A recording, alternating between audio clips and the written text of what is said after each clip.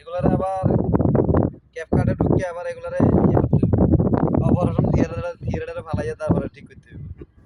direct সরাসরি ছাড়লে কেউ ই করবে, কিছু লিখতে হইবে, এখানে কিছু আকর্ষণ করতে হইবে, ক্যানভা থেকে কিছু পিকচার নিতে হইবে, এরপরে যায়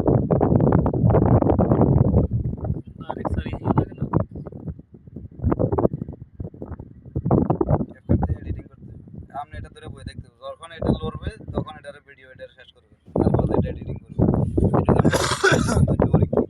এই যে লারা দাদা কোন দাইয়া